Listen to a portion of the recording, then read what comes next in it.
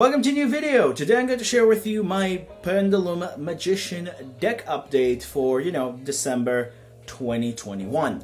Now, I'm going to say this right now that, I wanted to do this video instead of the long video because I didn't really have a time for a long video deck profiles that I promised. So this is going to be the short video for the week that I'm going to share with you, which I think Pendulum Magician is just a really, really cool archetype. That basically got a little bit of support from the ban list, I guess, cards back, as well from Synchro if you know what the card I'm talking about. But yeah, that's pretty much does it for that. But before we jump right into the video itself, I'm going to remind you that if you want to see more videos like this, please consider hitting the subscribe button, give a like if you enjoyed the video, and let me know in the comments down below what do you think about the list, what do you will improve, and how, you think the list is working as an overall. But without further ado, let's jump right into the video itself. Alright, so jumping right into the list itself, we're going to start things off first with our core cards of the deck, which are 3 copies of Double Iris, 3 copies of Wisdom Eye, and then the 3 copies of Oath Dragon Magician. These are the 3, in my opinion, cornerstone of your entire strategy when it comes to Pendulum Magicians, because these 3 cards are kind of like what get you to the skills that you want. Now, I would mention that Wisdom Eye is mostly trying to get the 2 skills that you want to in the scale. That's kind of like its entire job, because that's what it does. So mostly it's like an additional 3 copies of every skills that you want to that can also is not susceptible to Ash, which is absolutely amazing because it's not summoning a monster, it's just putting a scale, and a scale doesn't count as a monster. It's counted as a spell, so it's different. So that is actually kind of cool. Now we also have the, these 2 cards, which are the cards that you want to have in your scales, and I want to explain why, because Oath is the recovery card, and it's just really, really good to have a card that just recover every single turn, especially now that, after Master Rule 4 and Master Rule 5 that, just recover stuff so we wouldn't summon only 1 monster in a turn. We'll at the very least have the ability to summon a second one, but you have another Magician in the other Pendulum scale to activate this effect.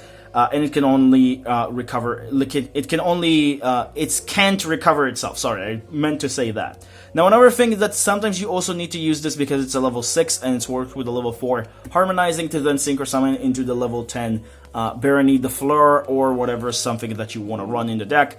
But I just really like this card. It's probably my favorite Magician out of all of them. And then Double Iris is just Double Iris. You destroy it, you get the Pendulum Graph. It's pretty much the strategy of the deck. And it's also a great card going second because you're able to give your monsters doing double damage, which is also kind of good for OTKs. Then, for your other package, which is the Tuner package, I guess, which is 3 copies of Harmonizing and 3 copies of Tuning. These are the 2 tuners that you want to run, or should I say 6. There is also the option to run, I guess, Dragon Slayer if you really want to. I just don't really find the room for it or think it's really, really that amazing because sometimes it gets stuck in your scale if you're not able to destroy it. Or just in general, it's mostly just supposed to support, Ignister, whatever it's called, like the Ignister Synchro monster. That they got, that is technically not an Ignister, just an Ignister monster. It was before that, so that is also actually a bit of an interesting and funny trivia for anybody who don't know. Anyway, I don't really like that card, so that's why I don't run it, but these 2 are really, really important. Tuning Magician is just really a good card in the deck. Because, how should I explain this? It just works really well when you have 2 scales. You can summon it out of your graveyard or from hand for free. It's banished itself when it leaves the field. It's the harder ones per turn, but it's still really good.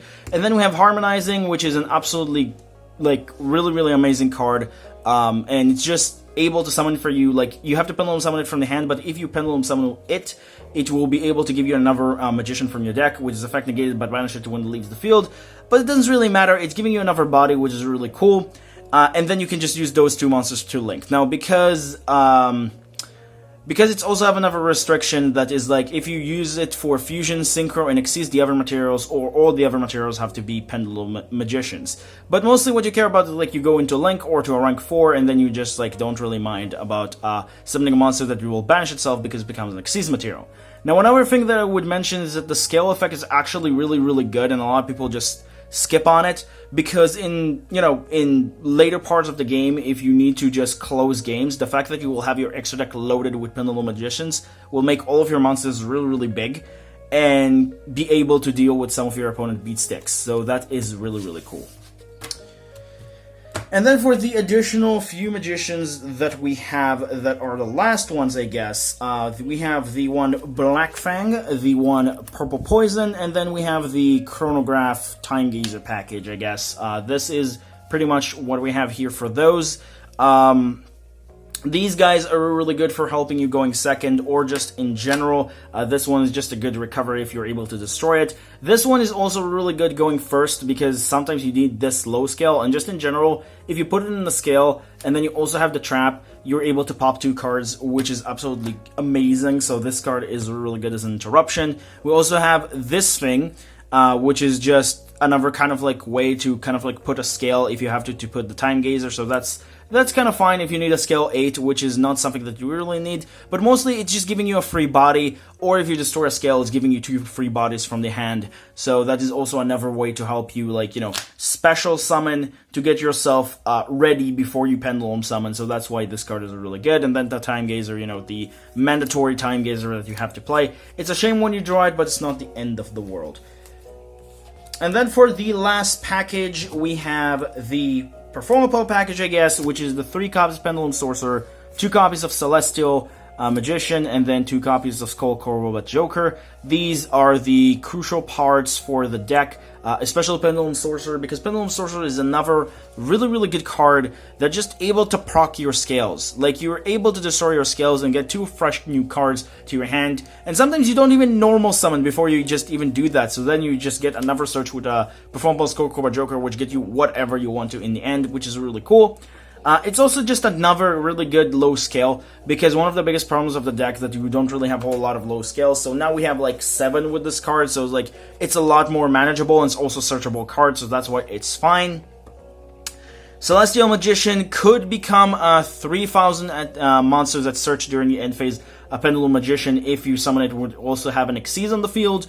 But mostly what you're using it for is just another search target for Performapal Pendulum Sorcerer that you then going to use as scale or whatever you need specifically for the situation. But the options are still there. Now, I was considering cutting it down to 1, but like, I would say this is like most of the time you do want to destroy only 1 card with this card effect, because you don't always want to destroy both of your scales. It's really dependent on the situation. But sometimes you draw into the 1 copy, so that's why I felt like I need a second one. And secondly is that there's something called Pot of Desires that can banish my copies of all 3 of these, and then like I wanted to increase a little bit of the chance to not banish all of them, so at least have the ability to search 1 card. So that's kind of my reason. You don't have to run it like that. If you want to cut some cards, you're more than welcome to, but this is how it works really well for me.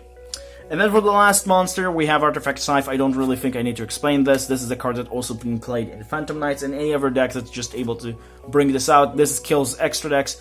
It's basically kill up everything except from Flunderies right now, so mostly that's fine. And also against Flunderies, you're not the end of the world for you, because you do have monsters that you can maybe like, you know, special summon, but it's not special summon from the extra deck, so it's like it's a lot better for you as a matchup, I guess.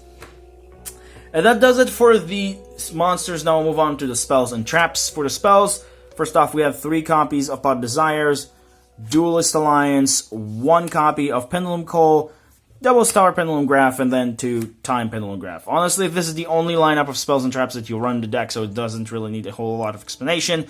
The reason why I run double of each is because, again, Desires. Now, of course, you could cut these down to 1 of each and then run additional 2 spells, because I think like having additional more spells is actually really crucial, because you want to have an additional spell engraved for Selene. But the reason why I decided to run 2 and 2 is because of the fact that, like I said, Desires can banish stuff, which you sometimes activate more than 1 in a game because you just in a really good swingy turn, or you just need the resources, so that's kind of fine.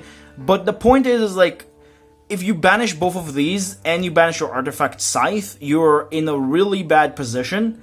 So having the option to kind of like having the third the third win condition of the deck, or like a really good card, then just having 1 is just increased my double my chances of not banishing this card. So that's why I'm running 2, and it's also just really good because sometimes you do destroy this card, and also searching another card with your Pendulum Sorcerer, and then searching another copy of it will be later very good. So that's another reason why you want to run 2 of each. I think it's really good enough. Pendulum Call is a debatably card. It's mostly good in turn 3 or 4 than when you search it, because you're locking yourself with destroying your cards, which is something that you don't really want to do. It's really dependent on the matchup if you want to do that. Duelist Alliance doesn't really need any explanation. You have decent amount of cards that you can search with this, which is these 5 cards, Pendulum Sorcerer and Double Iris Magician, which are really, really good cards. And that does it for the main deck. Now we'll move on into the extra deck. So for the extra deck, we want to start with the Synchros first. Barony, the Thlar, Borreload, Savage Dragon, and TG Wonder Magician. These are the Synchro monsters I decided to run. For TG Wonder Magician, I don't really think I need to explain too much. This is basically here to help you pop the Scythe during the opponent's turn if you have a Hockey Fibrax on the field. So you pop the Scythe, you summon this, and then you just, being able to just trigger its effect. And on top of that, because we are playing Barony the Thlar, we're able also to quick sync during our opponent's turn to also get the Barony if we want to. There is the option to run Satellite or other things as well, but like if you don't have the money for Barony, it's you don't really have a replacement for that, unfortunately. As for Savage, just a decent level 8 Synchro monster, so that's the reason for that. And Barony, as I explained, there's really no replacement for her. She's just a good monster that you can summon with the effect, of this and an artifact Scythe after you trigger it. But also on top of that, the card is really good if you're able to summon it before you end your board, because the card just giving you the ability to pop a card.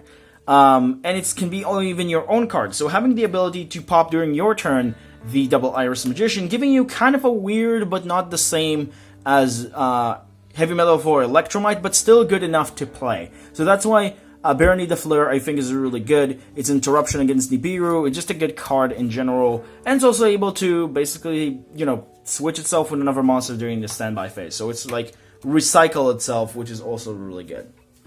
Then for the Xyz, Abyss Dweller, Tornado Dragon, Time Star Magician, and Divine Arsenal AA Zeus. Zeus is really good just for grind games, I guess, and depending on the matchup. Time Star is just Time Star, it's part of the archetype, is a great card to also help you send materials from your deck to the graveyard instead of using your scales, and then just making the trap pop 2 cards, or at least pop a card and then send another card to the graveyard, both from your opponent's side, which is really great. Then we have Tornado Dragon, which is served the same purpose as TG Wonder Magician. It's really depending on the route that you're ending with, so this is kind of like mostly what you're going to end with if you don't have the Hockey Fibrax as the other option, so that's kind of like the point. And then we have Abyss Dweller, because Abyss Dweller is just a good rank 4 in general.